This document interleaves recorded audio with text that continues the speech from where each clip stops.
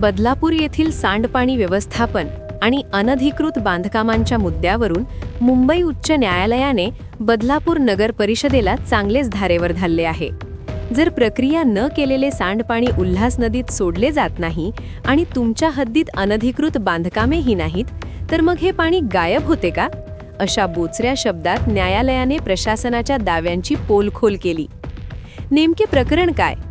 बदलापूरमधील सांडपाणी प्रक्रिया न करताच उल्हास नदीत सोडले जात असल्याचा आणि शहरात मोठ्या प्रमाणात बेकायदेशीर बांधकामे वाढल्याचा आरोप करणारी याचिका यशवंत भोईर यांनी दाखल केली आहे.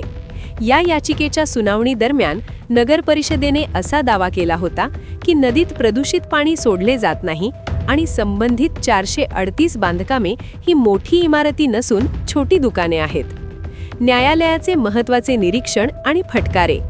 नगर परिषदेने दावा केला की प्रक्रिया केलेले पाणी शेती आणि बागकामासाठी वापरले जाते. त्यावर न्यायालयाने विचारले की जर हे पाणी इतकी शुद्ध आहे तर मग ते महापौरांच्या बंगल्यातील झाडांना का देत नाही?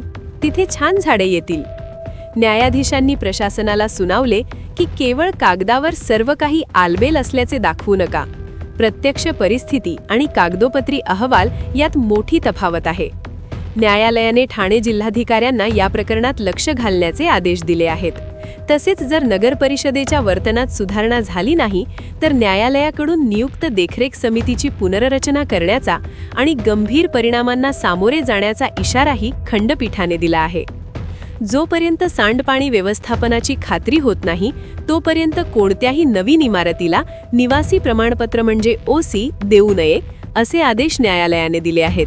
तसेच सांडपाणी प्रकल्प न उभारणाऱ्या विकासकांना काळ्या यादीत टाकण्याचे निर्देशही यापूर्वीच देण्यात आले आहेत.